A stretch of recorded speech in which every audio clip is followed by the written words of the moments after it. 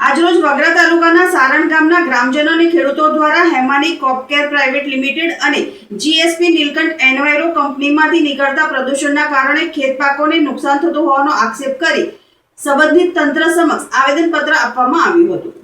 આવેદનપત્રમાં ગ્રામજનોએ જણાવ્યું હતું કે કંપનીમાંથી નીકળતા પ્રદૂષણરૂપ ગેસના કારણે સારણ વિસ્તારના કપાસ, તુવેર, મગ સહિત કઠોળ પાકોને નુકસાન થઈ રહ્યું છે। સાથે જ લીમડો, સમડી સહિત મોટા વૃક્ષો પણ સુકાઈ જતા હોવાનો આક્ષેપ કરવામાં આવ્યો છે, જેથી ખેતી પર નિર્ભર ખેડૂતોને આ પરિસ્થિતિના કારણે આર્થિક નુકસાન વેઠવું પડી રહ્યું હોવાના આક્ષેપો કરાયા છે।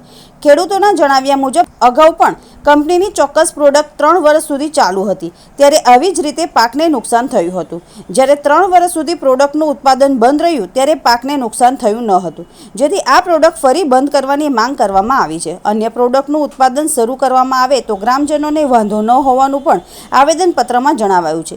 ગ્રામજનોએ વધુમાં જણાવ્યું કે મામલતદાર કચેરી દ્વારા ગુજરાત પ્રદૂષણ નિયંત્રણ બોર્ડના અધિકારીઓને સ્થળ તપાસ માટે મોકલવામાં આવ્યા હતા। જીપીસીબીની ટીમે કંપનીમાં તપાસ કરી હોવાનું જણાવ્યું હતું, જોકે ખેડૂતોને તપાસના પરિણામ અંગે કોઈ માહિતી આપવામાં આવી નથી।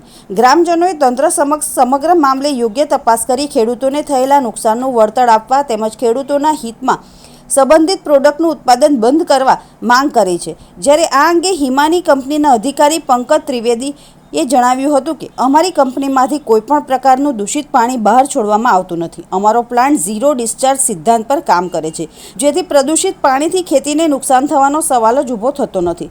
જીપીસીબીની ટીમે પણ આવીને તમામ તપાસ કરી લીધી છે। ગ્રામજનો દ્વારા જૂની વાતોને આધારે પાયા વિહોણા આક્ષેપો કરીને કંપની પર ખોટું દબાણ બનાવવાનો પ્રયાસ થઈ રહ્યો છે। પટેલ ઇનાયત ઇસ્માઇલ છે। અમે વાગરા તાલુકાના સારણ ગામથી આવીએ છીએ। અમારા ખેતીના પાકોને નુકસાન થયા છે, એટલા માટે અમે કલેક્ટર સાહેબની ઓફિસે આવ્યા છે।